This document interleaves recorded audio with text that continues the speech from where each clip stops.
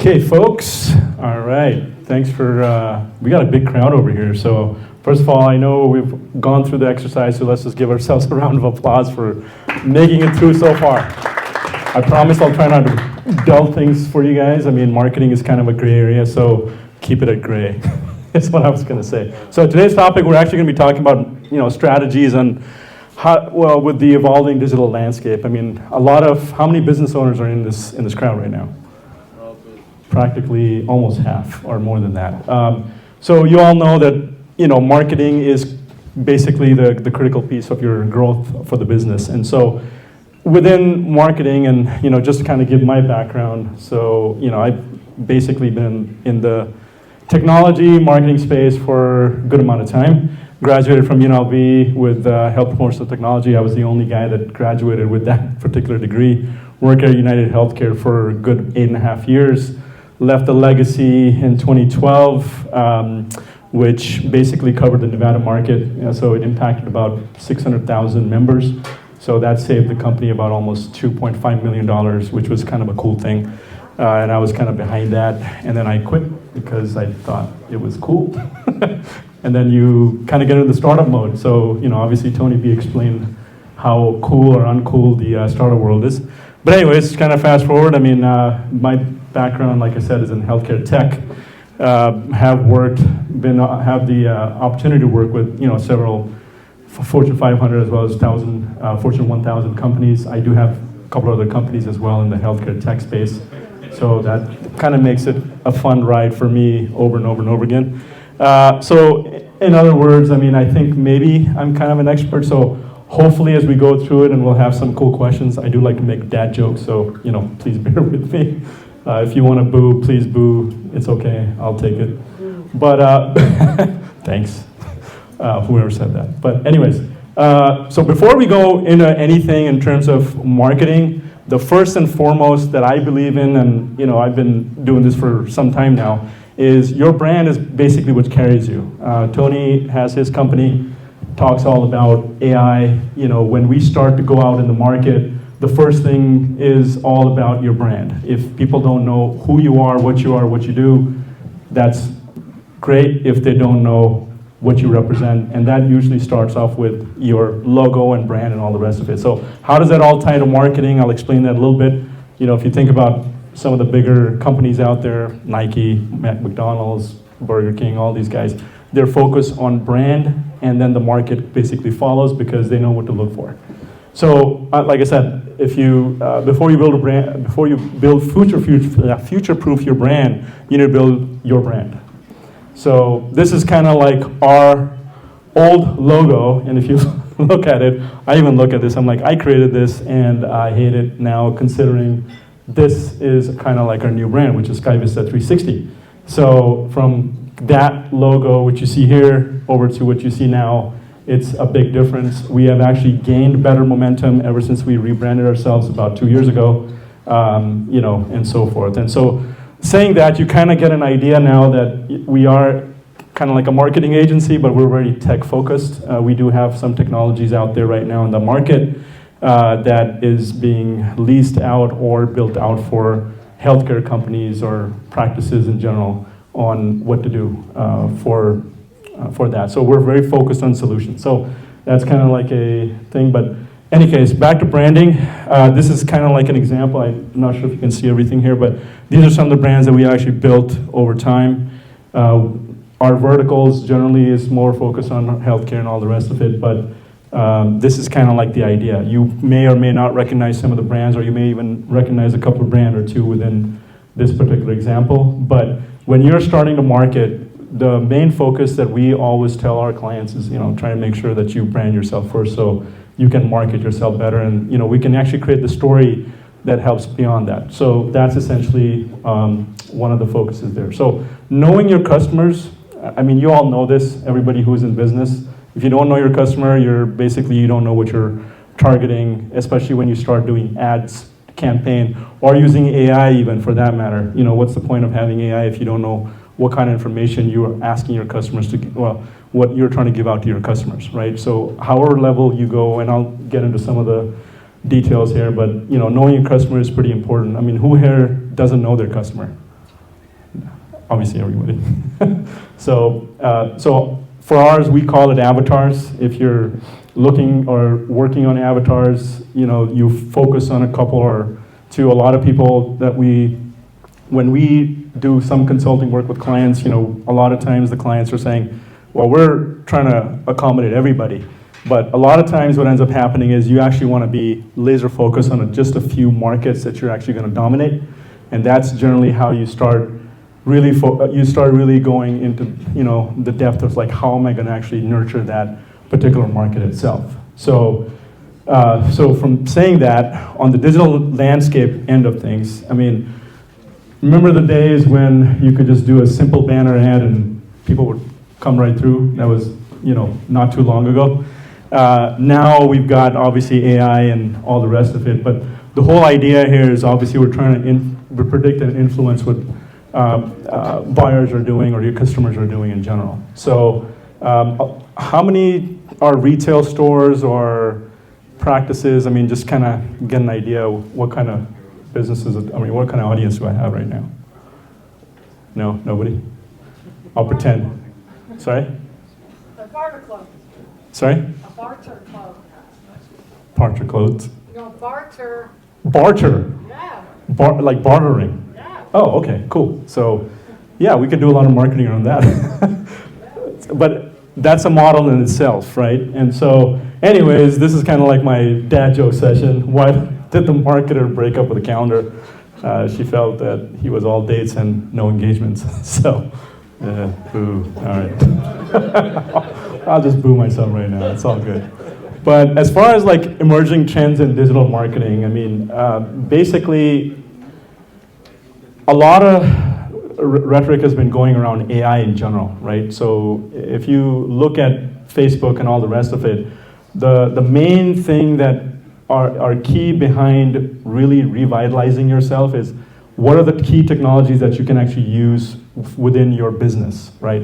And there's a ton out there because we're bombarded right now when we go on social media.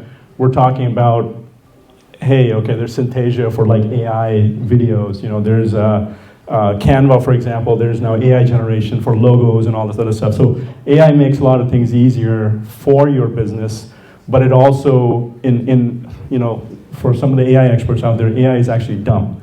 When I say that, it's because you have to feed the data in order for it to learn. And if you don't learn, it's not really going to work for you. So the right kind of information actually helps out. And so for that matter, again, it always boils down to no matter what technology is out there, you have to understand your data, which is something that I'm going to talk about over here. So, again, that's, kind of the emerging trends. So you all know about what the emerging trends are, which is technology and what's out there. So technology in general, whatever you think works for you, you should use it, but also understand what you're using it for. So case study, Netflix, for example, is a perfect example of House of Cards. I've never watched the show, but this is one of the things that they did where they took user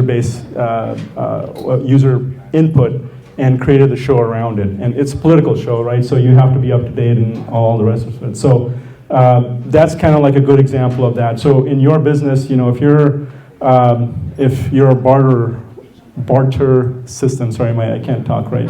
But for your particular client base, you're basically looking at how do I get more users within a portal, I'm assuming, or some sort of tool that people can sign up for, and then start having kind of like a community-based exchange of services.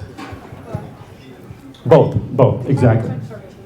Got it. So from a data perspective, my assumption is that, if I were to put two and two together, is she's looking practically on ads that are out there for entrepreneurs. Hey, do you want extra services for without having any costs, that kind of thing. So her marketing will be specific to whatever the market that she's trying to cater to and services in general. So in her case, it's actually a lot of services.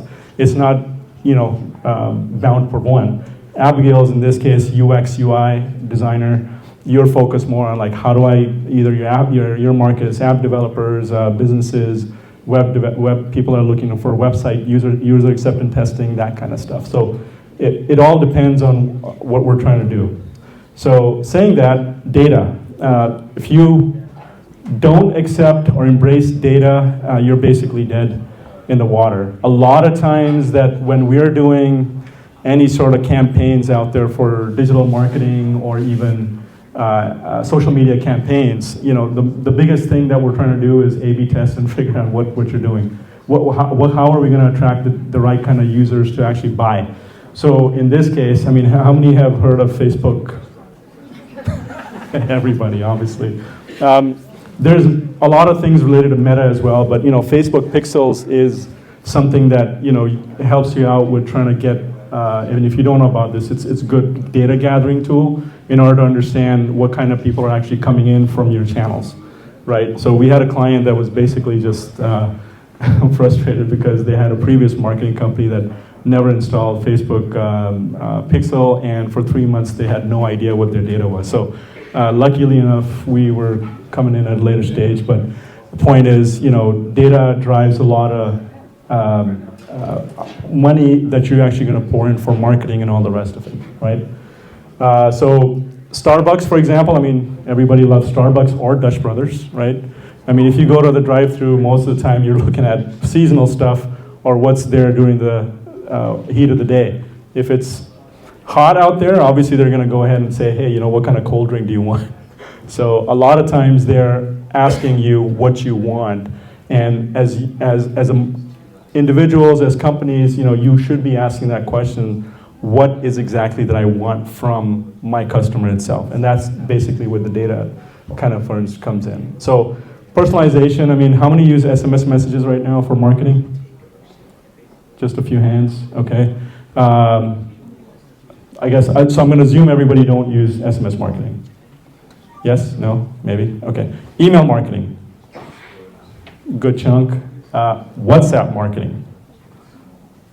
Very few. Okay. So WhatsApp is actually a great tool for marketing because you start going directly into the groups. So you talk about Facebook groups. Facebook groups are individual groups that are out there, whether they're private or public. WhatsApp helps a lot. Our data has shown that we've seen a lot of business come through WhatsApp group marketing because we have certain niches that we have currently in our practice, right? So in this case, for your business, for bartering, for example, it would be good to have a barter group within WhatsApp and then start inviting folks over and then start seeing what kind of utilization you can get out of that as well. Go ahead. The WhatsApp, is that like targeting a particular type of client? The reason I ask is because it's really more of an international thing, right? So yes. I feel like if you're connected to the international communities, that might be something. So how do you use it? So, perfect example. I mean, we have a very niche market for like Indian restaurants, right? So we do a lot of print marketing, printing as well for our clients, along with other things. So what we've done is basically we've gone into different groups that are associated within that particular community. And so we're not going international, even though our company does operate in 2 other countries outside the United States. But the point is, with WhatsApp, the idea is not thinking about like it's an international group. It's a great tool for communication, but it's also a good tool for remarketing and keeping your customers abreast of what's happening constantly. So if you think about your daily lives, right, you get constant calls from scam artists and all the rest, text messages, email marketing, emails. So I mean, how much are you going to filter through? And you put yourself in the customer shoe, how does that translate over to how is my message going to get across, right? So WhatsApp, usually the way we operate is we try to find ourselves or gather a list that we can go ahead and market to, and that's how business actually comes through, or we get invited to other groups based on how we talk to our clients and all the rest of it. So you have to strategize how you use WhatsApp. We use it a lot for internal communications, but we also have a lot of our clients on WhatsApp because it's the fastest way to get in touch with them. And we're also very focused on like what kind of approvals for assets, print assets, that kind of stuff. How do you find those WhatsApp groups? They're all private groups. So you ask your client. So because they're usually part of other groups, like for Indian restaurants, for example, there are groups related to different communities. There's groups related to different types of religious backgrounds as well. So usually we say, hey, how do we do a good job? Do you have any groups we can go ahead and help other businesses out as well? So we're retargeting because we know our data. We have over 400 plus Indian restaurants across the United States that we actually market to. So that just says that we can actually reuse whatever groups that they have in order to go ahead and get the kind of marketing that, what kind of work that we want from them. So hopefully that answers one of your questions. So anyways, just moving along. Any other questions before I move along? No? Okay. So Amazon, we know, everybody shops on Amazon. I don't think there's anybody that doesn't shop on Amazon. In my household, it's actually the cursed word, which is don't ever go on Amazon because your UPS guy is always outside. But anyways, they do a lot of product-based marketing. So you're constantly they're constantly learning what you are doing, and therefore you buy based on recommendation. So if you have a website, I highly recommend if you're using WordPress, there are plugins out there that you can actually use that promotes what kind of related products or related items that you want to actually go ahead and sell to them. So it's repurposing the data, right? So if you're a bartering, I'll just take you, ma'am, for example.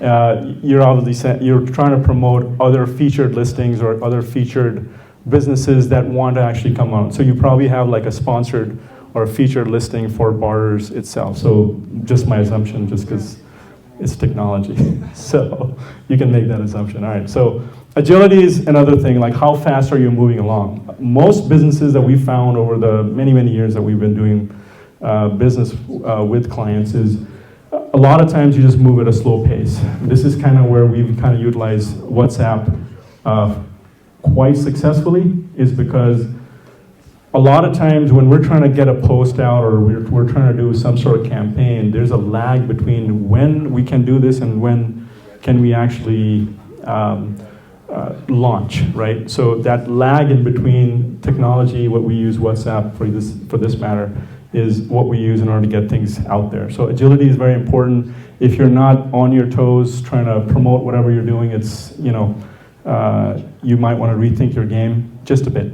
So, and that applies for any industry. It doesn't really matter, whatever industry you're in. You want to be able to kind of rethink your game, and that's where focus time kind of comes in. It's very important to have that kind of focus time. And AI, like I said, AI does a lot of times bridge that gap of time where you have to do a lot of these things, and you have to do it. So content writers now, for example, it's not an obsolete thing. Content writers are kind of reinventing themselves, where they're actually looking at Grammarly or ChatGPT or DeepSeek or whatever AI tools out there in order to go ahead and repurpose whatever content there is, right? Because back in the day, I used to actually buy content, pay $15 from a company up in Singapore, and that was our blog content. And was it optimized? No, because I had to go ahead and optimize with my content writer and do all the rest of it. So there's so many stop gaps that you have to actually fill in, and that's where technology kind of goes through. So it's a lot of information out there for you guys because you don't know what technology to use at the end of the day. So just being in the know is something that I would recommend. Oops. So as far as kind of went over the tools and technologies, you've heard of Hootsuite. Social Pilot is something that we use for our technology for scheduling things out there. They've actually changed their pricing now. They're way, way expensive, but you've heard of companies like Zoho, Canva, like I mentioned already. From the analytics side, the tool that I really love is Hotjar. Hotjar, for anybody who is even a business that want to know channels of how information or customers are going from page to page. They have, you can sign up for free, 30-day trial, get that in. At least from a flow perspective, how are people navigating from one page to the next. So this is kind of like the tools and technologies, that I would highly recommend at least looking on. And if you're focused more on is my website doing any better, Google has amazing tools now. I mean, before you had to use multiple tools, but Google nowadays has improved immensely. So as far as like implementation goes, I mean, I kind of love this is because, you know, change with if you keep implementing things without chaos, you actually will get a better result. And I was in that bandwagon way back when, before I started forming teams. I was a guy that always was doing everything. And implementation was chaotic because all I wanted to do was get the information out. And what ended happening was, you know, UI, UX, Abigail would know, the moment you start saying, hey, this looks good, let's just go. You know, then you start falling apart over and over and over again. So it's no difference, you know, when you start using anything, even on the technology end, you're still gonna end up finding yourself that there's always gonna be chaos. So, you know, just go with a system that actually works with you on the marketing end, and technology will follow, is how I say it. It's very, very confusing how I said it, but just bear with me on that one. All right, so you survived my presentation. I think I'm good on time. But hopefully I'm hoping these are some good strategies that will help you think about how you currently operate as a business. But I'm open to questions if anybody has any. Oops. Go ahead, Abby. What are your thoughts on using AI for content generation? Absolutely love it. Now, there is another layer to that. There's actually two layers to that. So Google, when you go do content on any AI-generated content, it is going to recognize on a search engine level. Now, there's a layer of penalty where if you just copy-paste what you print, where you copied and paste whatever you generated into a website, you're not really going to rank fast enough. So my recommendation is always read through that information, tweak it a little bit. Google now for SEO, for those who are not in the SEO space or understand SEO for at least for that matter, you have to add at least 2 mentions of your business in your content, especially when you're doing optimization. So, you know, in this case, you know, you created a content for your blog, added that content in, make sure you read through it, filter through the grammar because the grammar is never perfect. And it also varies based on region where it's being generated from, so keep that in mind as well. And so that, hopefully that answers the question for AI in a long-winded way. Go ahead. How heavy is SEO on your daily business and like for your driving customers? Every day, every day. So SEO is one of the key components for our business, just because organic and paid are 2 different models, as you already know. Paid, again, Google has implemented or launched this Google Guaranteed thing, which Google is a money trap. So for you guys out there, if you love Google, hate it now for the money part. But they do an okay job with ads, but if you noticed what Google has done now, over the last probably since November of last year, when you do a Google search, you'll have 5 sponsored ads showing up. So the way they have reorganized themselves on an algorithm is basically, here's a newspaper, the first few highlights is gonna be my ads that everybody has been pouring money in, and then the rest of it is there. So when you're asking a marketing company, hey, can you bring me up on Google first page, you have to explain that to them saying, it's going to be organic or paid. So there's a huge difference. It's no difference than when you start throwing stuff out there for social media marketing. Everybody, and I don't, you know, and I would disagree with a lot of folks that says, oh no, you can go viral with just, you know, organic stuff. Yeah, over time, but that takes a lot of work. Everybody's in pay for play mode. So if you're looking to market yourself heavily and you're looking to do that, just keep a small budget. Meta, in general, does have a good, at least starting point, even though it's suggested that $15 a day for Meta ads is actually recommended. So what that means is if you put dollars and cents together, you're spending almost $500 a month on Meta ads, which would be an okay budget. Once you start going beyond that, then you're okay, you're gonna start getting a little bit more. But the main thing is you have to be consistent. Don't just run a boost because boost is okay for certain things. if you're on Instagram and all the rest of it on the social media side, don't just go post on posts. You want to do reels, stories, and posts, kind of, segment it out. It just helps build your algorithm out for different mediums. So it's very overwhelming, as you can tell, but like I said, it's all baby steps. You always want to make sure that you understand what technology you're working with. Meta is usually good for social media marketing if you're really into it. Threads is kind of like a new one as well. It's almost like an X, which used to be Twitter. But again, Twitter, if we talk about Threads, it's pseudo Facebook and Instagram, because you can do similar things as what Instagram does. But Instagram has a little bit better, in my book, reach, because you can hashtag, and the hashtag is actually valuable. So versus Facebook, which has no value, or actually not quite true. But go ahead. You're spending $1,500 to $2,000 a month in digital marketing. What would you recommend? You said 1,500 in paid ads? 15 and 2. Oh, so if it depends on the market. Like what business are you in? Real estate broker. Okay. I'm not going to answer this question, so do not hear. No. So real estate is one of the hardest one out there.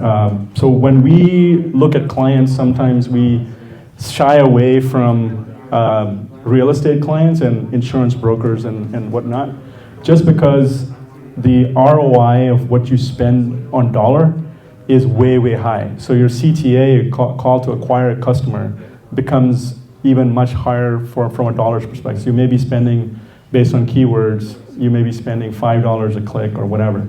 So $1,500, $1,000, good start. I would suggest try to have focused programs that what you're trying to do as a realtor and whatnot. So that may be helpful. Am I out? Yes, no? Okay, Oh, I am up. so if anybody has any further questions for Adnan, that was great by the way, Adnan, thank you. Yes. Please, approach him after the speaker. We're trying to keep on schedule here tonight, but everybody, I think that was some really valuable information. Everyone give a round of applause to Adnan, please.